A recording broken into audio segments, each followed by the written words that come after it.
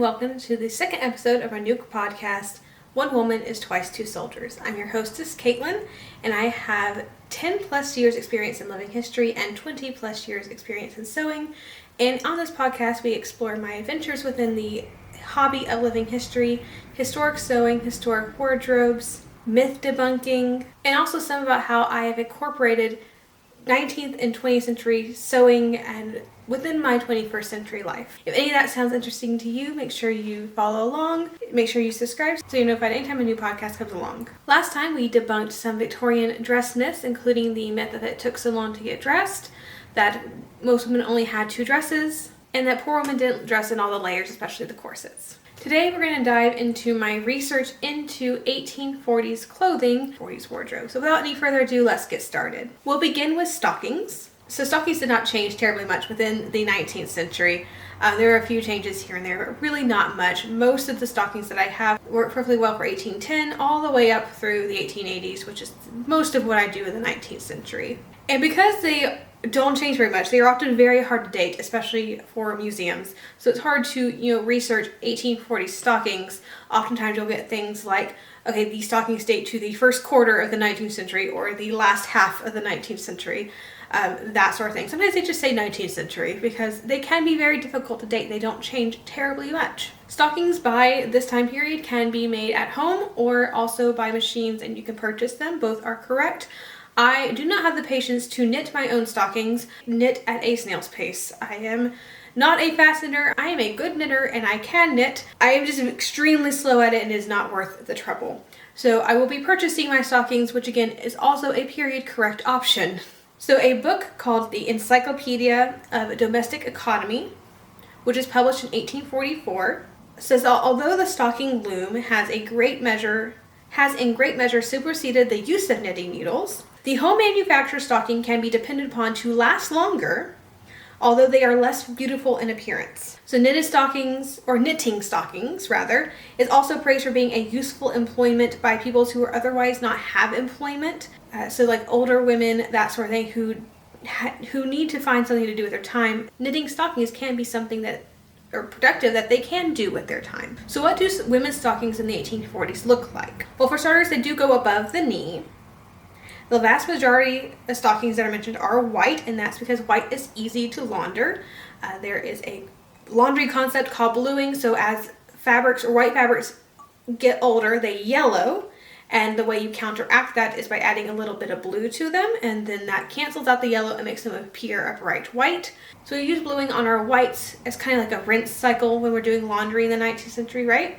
And then you can put them in the sun and that will bleach them as well. And so white is easier to maintain than colors, particularly because this is the 1840s, as we'll talk about a little bit more, and aniline or synthetic dyes have not been invented yet. So we are doing primarily natural fibers, which do have a tendency to fade a little bit more than the synthetic dyes that come out later in the 19th century. And so white, for things that are going to be laundered frequently, such as stockings and other undergarments, is going to be the most practical choice no matter your station in life. And that is not to say that you do not find decorative or colored stockings in the 19th century and even in the 1840s, right? On most decorative stockings that I found for the 1840s that were pretty much close to the 1840s or around that time frame, they were usually still white, but they had knitted designs on the front. So where the top of your foot kind of meets your leg in that little dip there was a lot of decorative knitting in that area. And of course, I've also found colored stockings as well.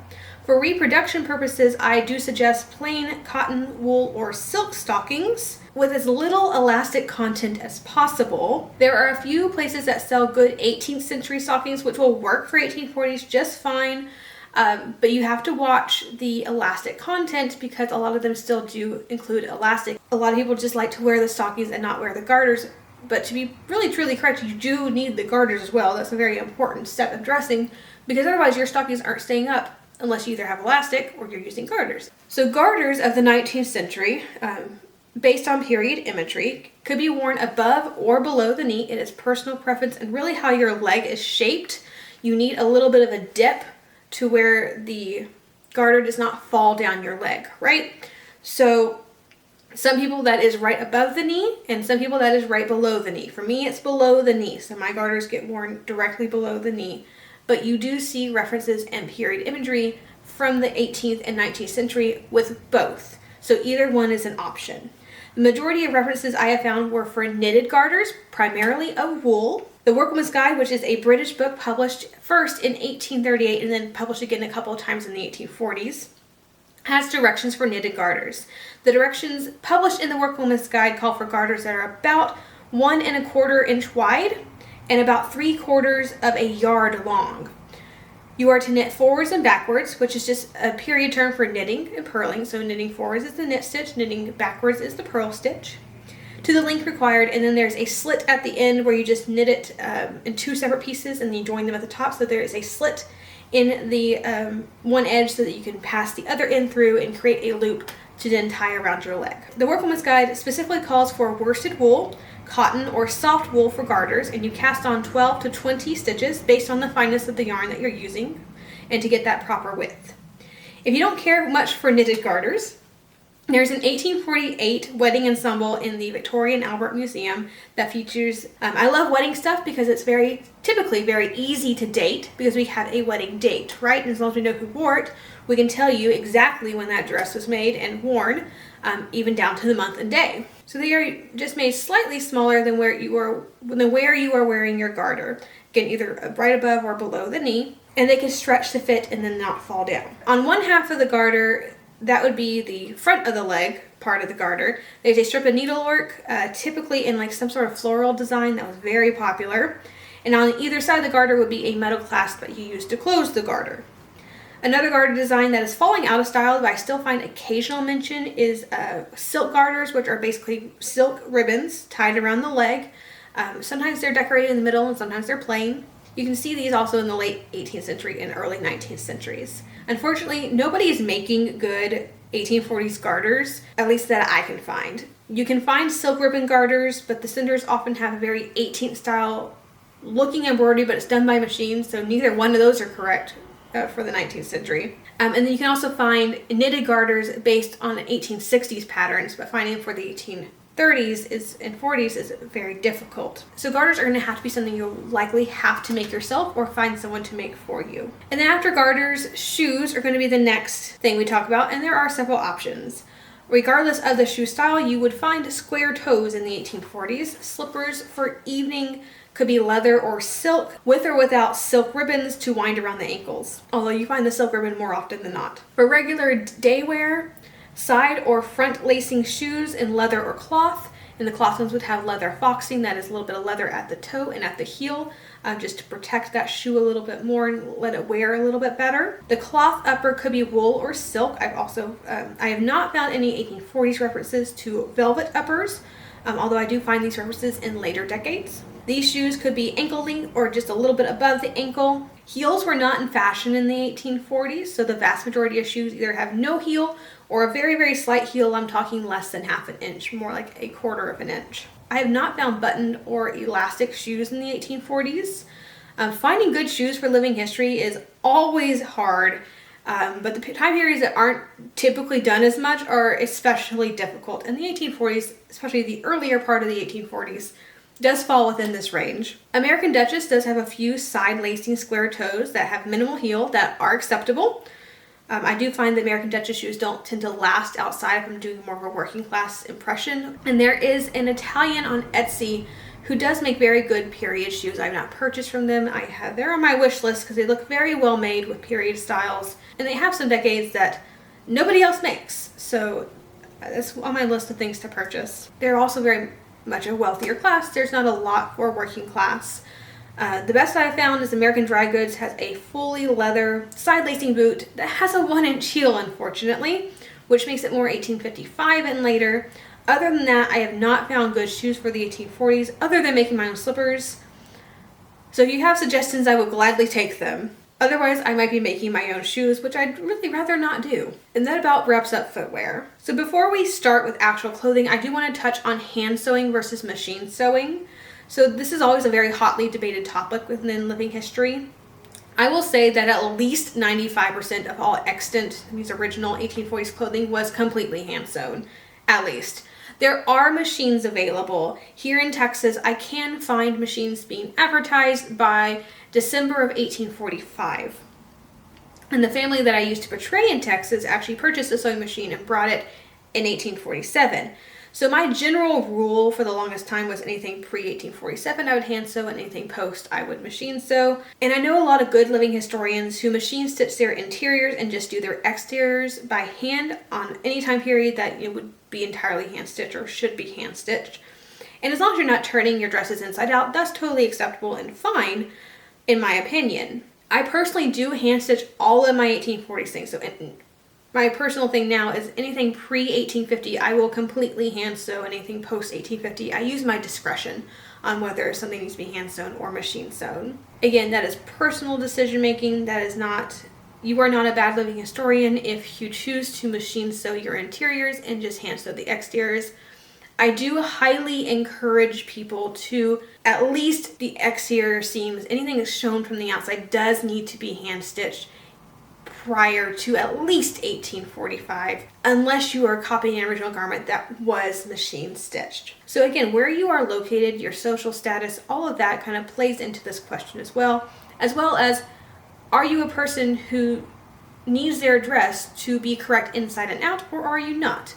I have a particular problem with disrobing myself to show people what underpinnings look like, because everyone is curious, and I don't mind showing things like my corset and my chemise to people who are genuinely curious and want to know what things look like and how it works and how comfortable it is. I don't mind showing people that sort of thing.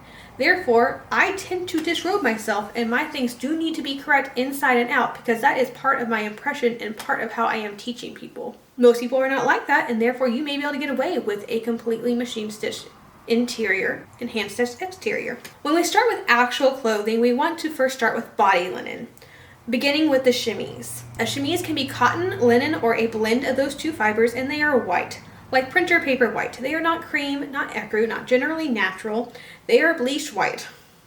Chemises in the 1840s are seeing the shift from the early 19th century shift to the mid-19th century chemise.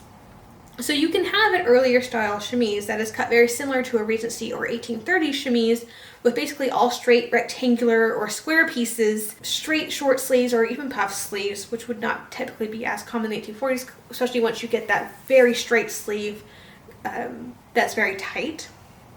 But you could have the rectangular shoulder straps, the gores at the sides, the twill tape along the neckline put in with a drawstring, all of that. Or you can have a puff sleeve chemise with a neckline gathered into a yoke that has been cut to fit, the wearer across the shoulders. These yoke chemises do typically include a slit in the front that is bound in bias fabric and then closed with buttons and buttonholes.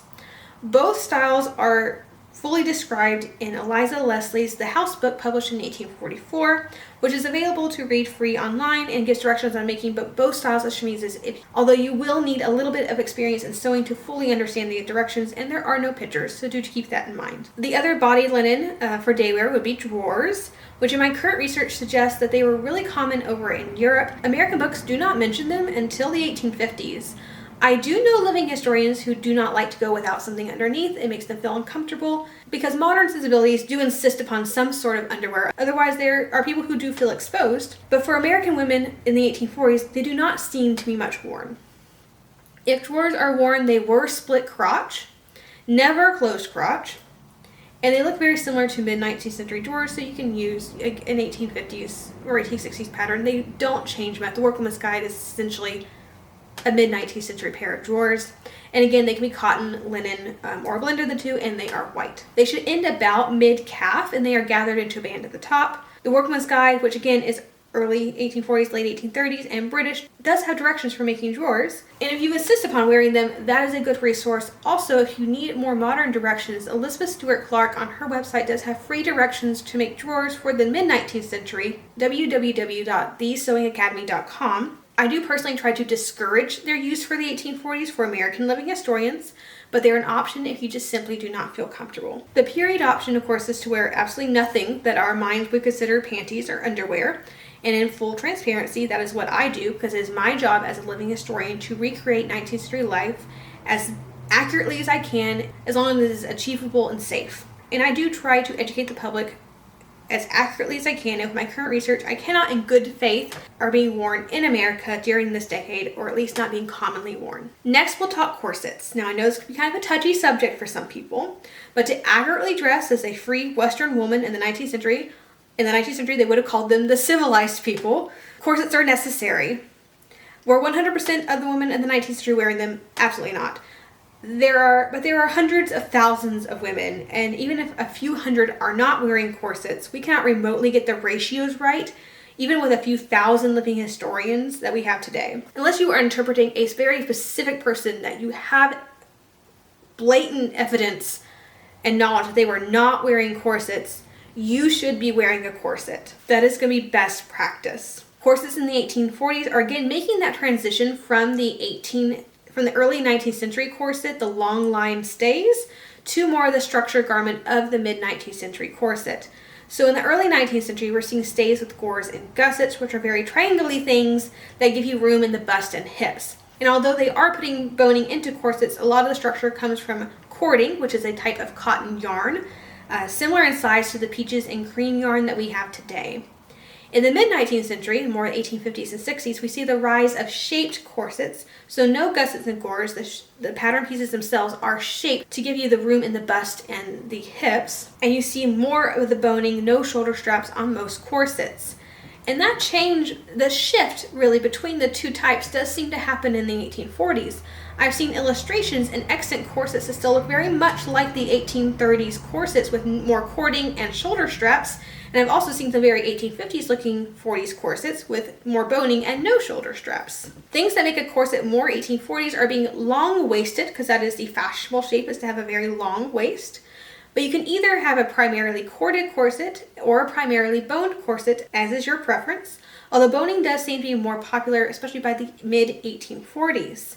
But if you have a lot of medical issues where you don't like being constrained or anything like that, I would highly suggest a lightly corded corset. It is going to do nothing more to you other than lift up your bust, give you a fashionable shape, and it's not going to be any more difficult to wear than a regular old bodice would be. One big thing that we don't have in the 1840s, I see a lot of people get wrong, is we don't have the front opening corset bust yet. And those don't take off till the 1850s. So you need a wooden bust right down the front. A big mistake I see in most patterns and reproduction 1840s corset is where the corset ends at the bust. So it should not have cups, nor should it go higher than your nipple, like late 19th century corsets sometimes do. It should hit right around your mid-bust line. And when you look at 1840s fashionable shapes, you see very long waist with bust pushed up quite high and somewhat squished bust, if that makes sense. You don't typically see the curve of the bust happening in dresses. It is a straight and gradual line from waist to your mid-bust, particularly in the mid-1840s. There isn't the curvature that naturally happens with the body. It is very straight, almost conical, similar in shape somewhat to the 18th century style of, the cone shape to the bodice. And the Victorians understood something that we really don't today.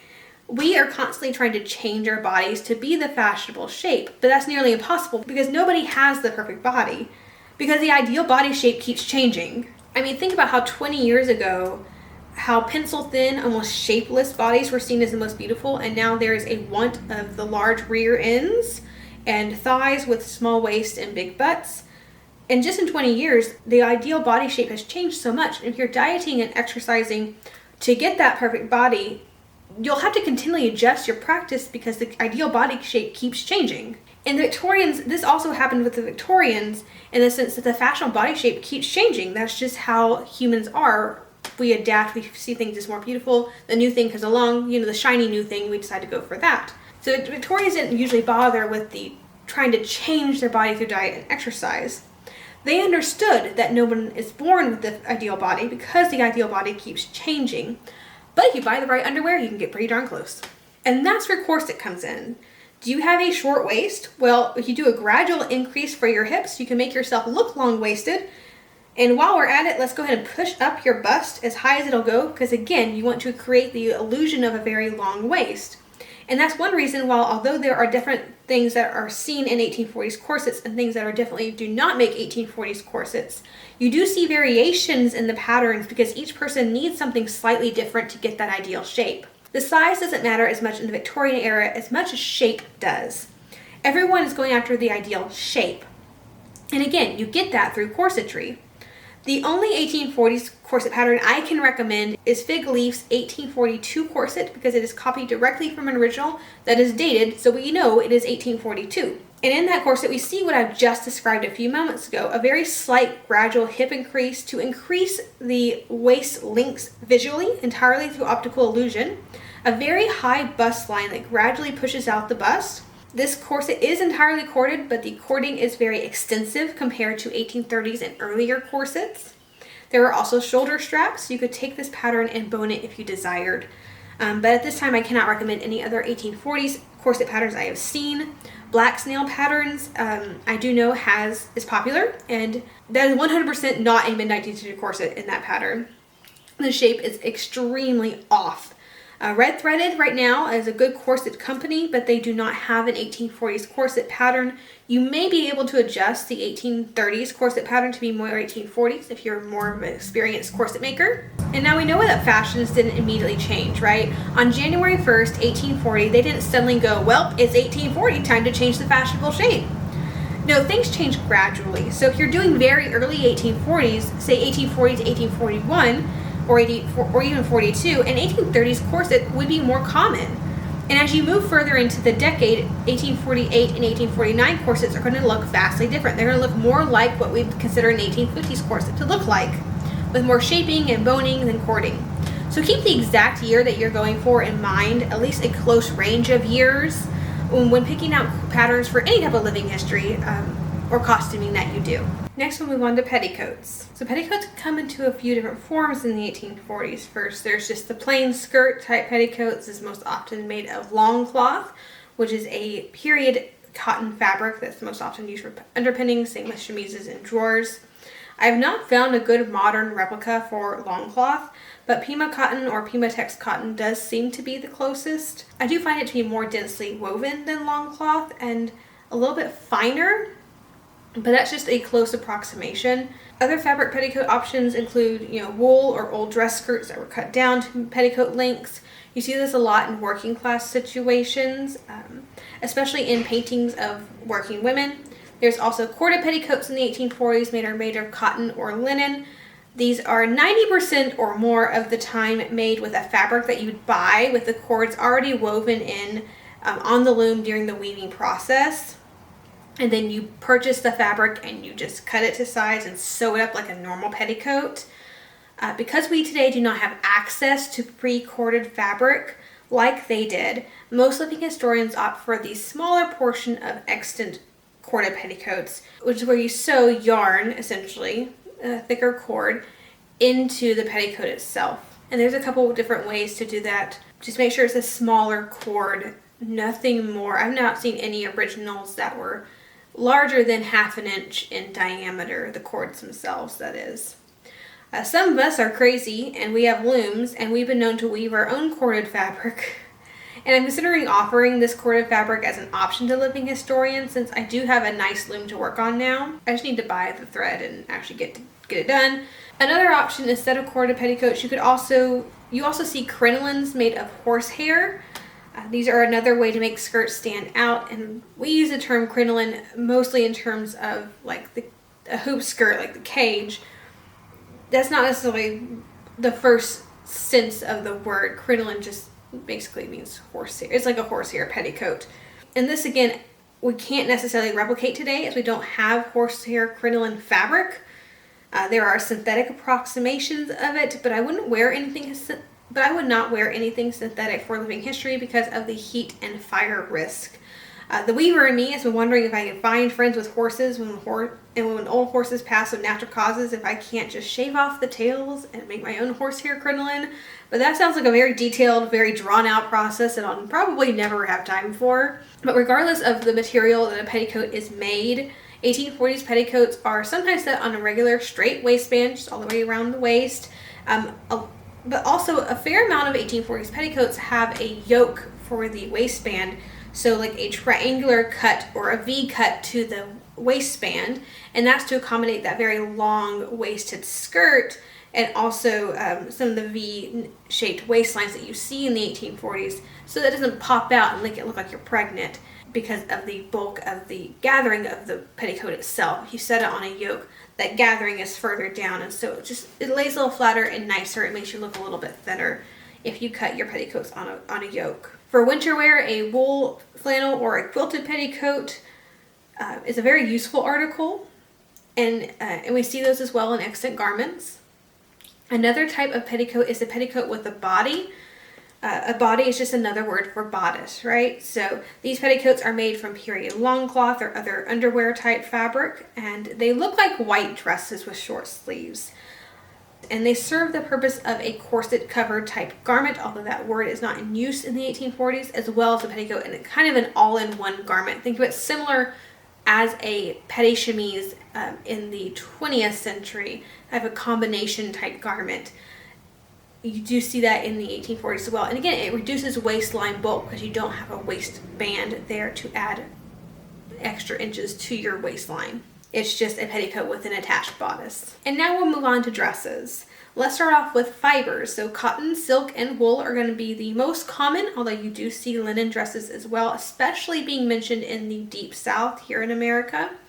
Cottons are likely going to be a plain weave, so that's just, the regular weave when you put it on the loom, and then you weave with over, under, over, under, over, under, and then go under, over, under, under, under, over.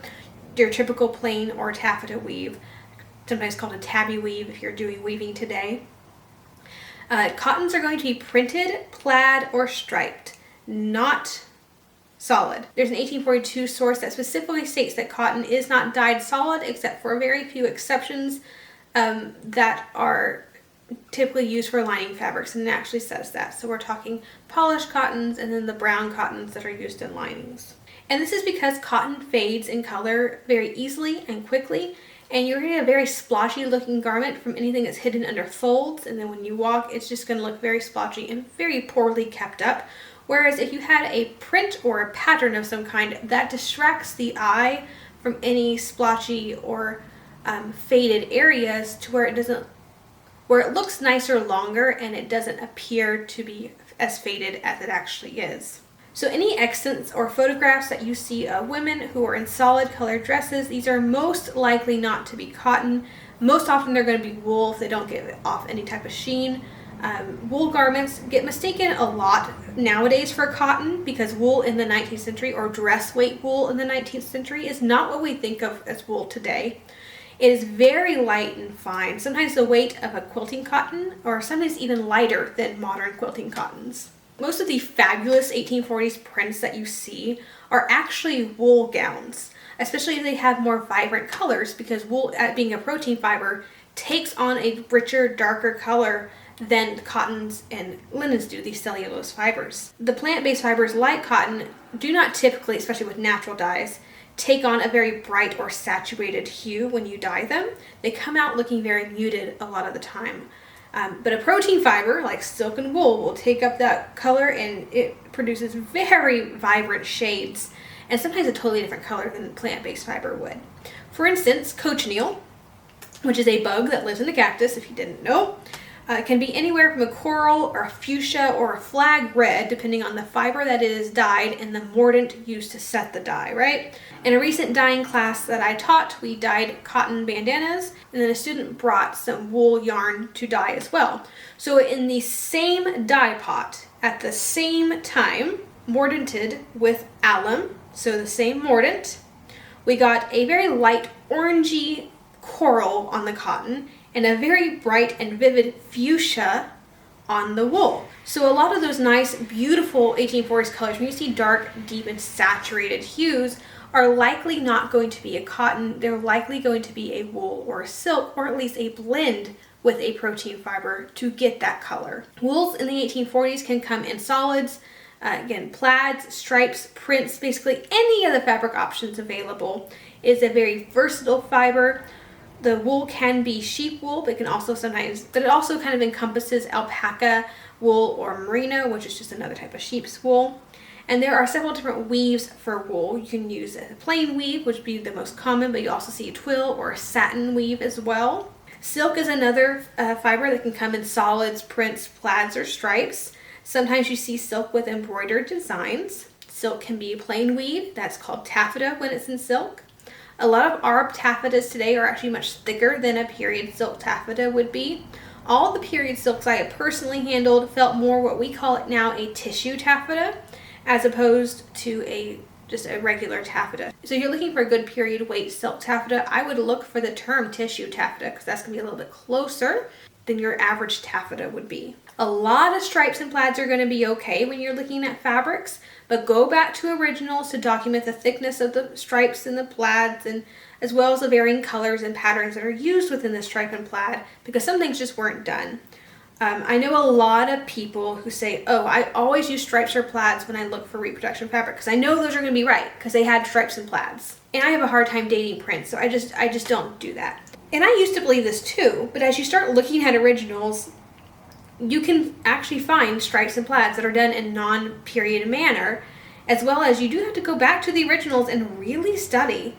Saying, oh, this dress has a stripe and my dress has a stripe and my fabric has a stripe is the same thing as saying, oh, this exit dress has flowers on it and my fabric has flowers on it, so it's good. Victorian floral fabrics can look very distinctive and have very distinct characteristics, and this person could be looking at a 1930s, flower sack print at the store and justifying it because it has flowers on it. And plaids and stripes are the same way. You do have to go back to the originals and really study the patterns closely. Notice how many colors are in it, how thick the stripes are, whether there's like an ombre effect, or if it's all the same shade, or if there's different colors within the plaid. The whole scale of the plaid, all of that can play into whether it is a correct plaid or stripe or not. It is very hard to describe the look of 1840s prints in word form, but big and bold are overarching themes for this decade. A lot of chevrons, stripes, plaids, very bold prints would be common. As far as the styles, again, we talked about the long 1840s waist. Skirts are going to be long, ankle to floor length, and back closing bodices are still the norm, at least for the early 1840s. If you're thinking more 1838 to 1842-ish, that little transition era, you're going to see shorter waists being more similar to an 1830s looks, and with the very large sleeves that have been smocked or pleated at the shoulder, or banded down at least, leaving just the bottoms or poofy, and then this eventually goes away by 42, and you see straight, very tight sleeves prevail for the rest of the decade. Into the first part of the 1850s, the sleeves are usually cut on the bias, and that way, even if they're very tight on the arm, you can still have free range of movement. Decoration is often provided with straight little cap sleeves that can be trimmed or cut in scallops for a little bit of decoration.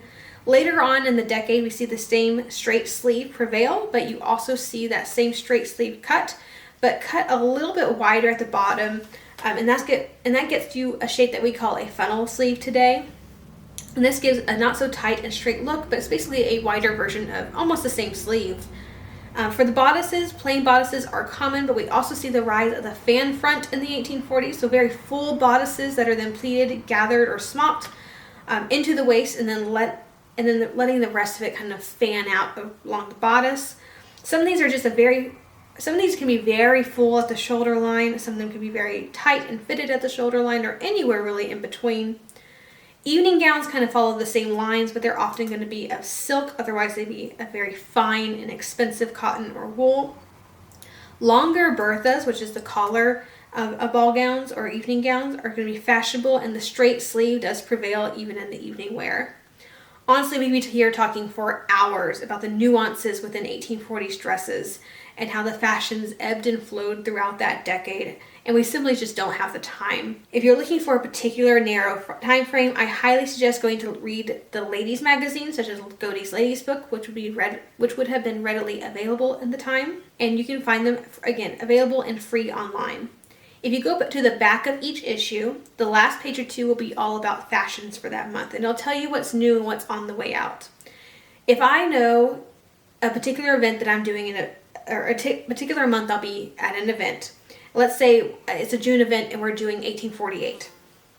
What I'll do is I'll go to degotees, the fashion articles from June of 47 all the way to June of 48. That'll give me a really good range of what would be appropriate, so I can decide whether I'm a fad follower or just a general follower of fashion and just following the basic lines. So in my current research, I'm seeing dresses being remade over about once a year to a year and a half. So I keep that in mind. I can get my clothing right for a particular event just by studying the year of the event, the whole 12 months prior to an event, and then deciding my level of fashionableness and following the lines. Am I following fads, or if I'm just following the basic lines? And I can create and curate a whole wardrobe just based on that year of what would be common, what I would be doing with my remakes of gowns and all of that. And fashionableness and how individuals followed fashion and how fashionable clothing is not the same as following fads is an entirely different episode that we'll have to talk about at a different time. So we're going to move on to outerwear and headwear now. This is such a broad topic, and we are really not going to be able to get into it very deeply. So let's start with the layers to keep warm. So shawls do not change much for most of the 19th century, at least the first half of the 19th century, right? So your basic square shawl that's going to be 60 inches by 60 inches or so is a good option. If you're making your own from wool fabric, you can bind the edges in silk, you can line the whole thing in silk, you can just fringe the shawl. There's lots of ways to finish the edges. There is a sort of bosom friend in the Workwoman's Guide, which is again 1838, and a very few similar knitted articles and various 1840s knitted knitting books. You can try that if you're into that sort of thing. A bosom friend is sort of an earlier term for Sontag if you're familiar with more mid-19th century, but the Civil War patterns that you find are not going to be correct for the 1840s. They do look very different, and so make sure you're finding a period source, a period pattern for that. Pelerines, which can match your dress or be separate, are another option. It's a great way to dress up a plain untrimmed bodice and to give yourself a different look. For summer, you could have a sheer pelerine over a lower necked gown and kind of keep you a little bit cooler. Shape shawls, known as mantles, are around. These can be made of wool, silk, or fur. Muffs, if they're being used, are very small, at least by our modern sensibilities. We would consider them small, just enough to really admit both of your hands and not have excess flowing around. Gloves are going to be most often in kid leather, and they end at the wrist. I don't see sweater or jacket type garments in the 1840s, but I haven't specifically looked too much, so I'd be interested if anyone else has found patterns or accent garments of that.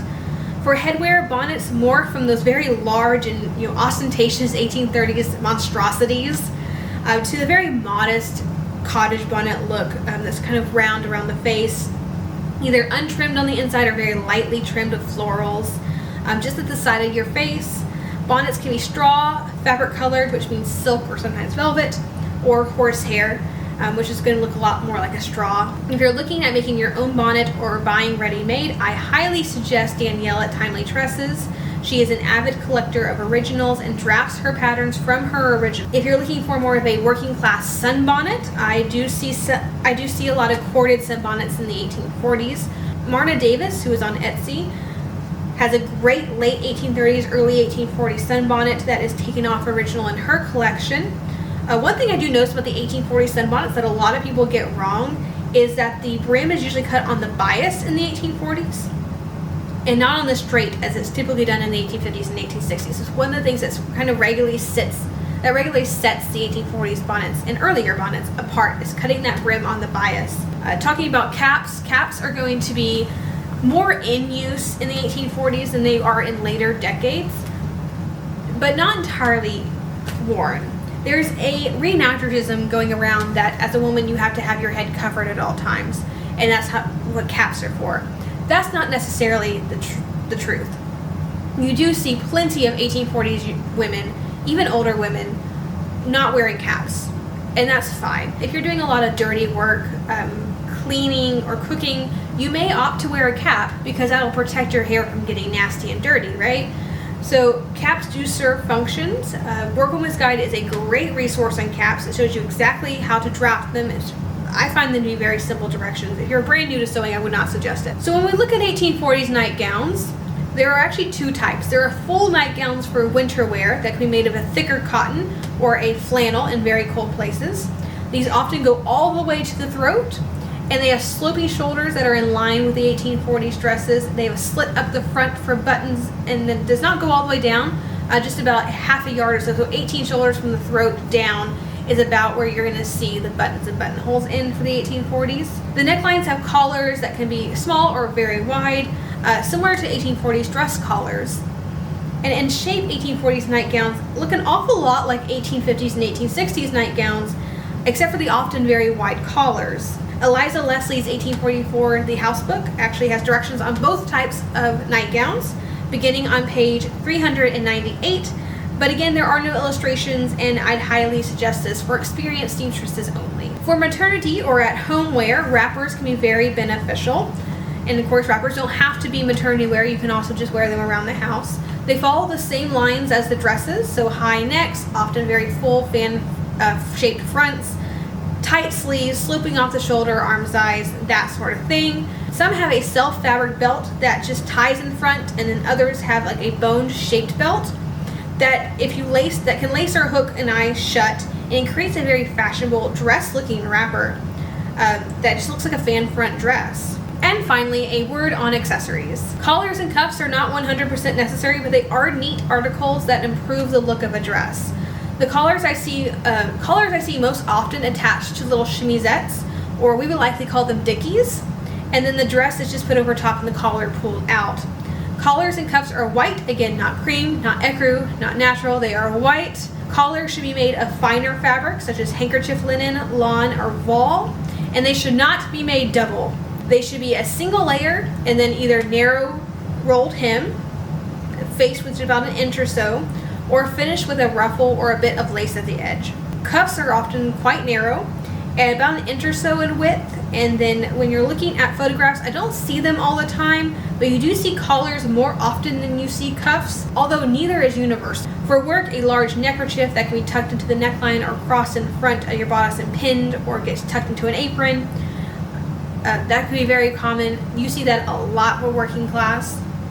Working aprons can be made of cotton, linen, or wool, and they should be half aprons, which is just your typical skirt type apron that ties in the back, or a bibbed apron, which is what we would call a pinner apron today. And that is pinned with straight pins, not safety pins, okay? Straight pins. Learn how to properly put a straight pin in your bibbed apron, please. No one should get poked.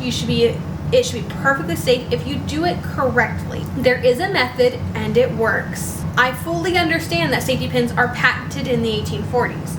I fully understand that.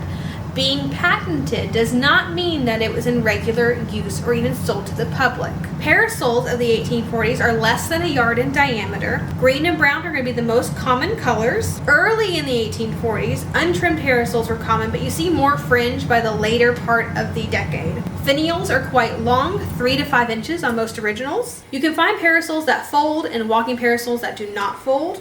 Both are correct. Metal ribs are not around yet, at least for the long ribs. The smaller on the inside ribs, those can be metal, but the outer ones are going to be either whalebone, so baleen, or rattan, cane, so like from a plant. The common parasols are usually not lined, but some of the nicer ones are starting to be lined in a very light silk, similar to what we would call China silk today. I would love to have time to delve into jewelry and fans and handkerchiefs, etc. But we'd be here all day, and so I think we'll leave the full accessory talk for another day. And that will just about wrap up this episode of One Woman is Twice Two Soldiers. Thank you so much for listening to my current research into the 1840s wardrobe. In the next episode, we'll be debunking some more Victorian dress myths, so be on the lookout for that. If you have any questions or comments, you can email me or find me on Instagram or YouTube under the name Caitlin Kearns. I hope you've enjoyed this episode of One Woman is Twice Two Soldiers. If you did, please leave a review on Spotify or YouTube and share this episode with your friends. And also, please don't hesitate to tell me which topics you would like me to cover in future episodes. Have a fantastic week, and I'll see you back here in the next episode.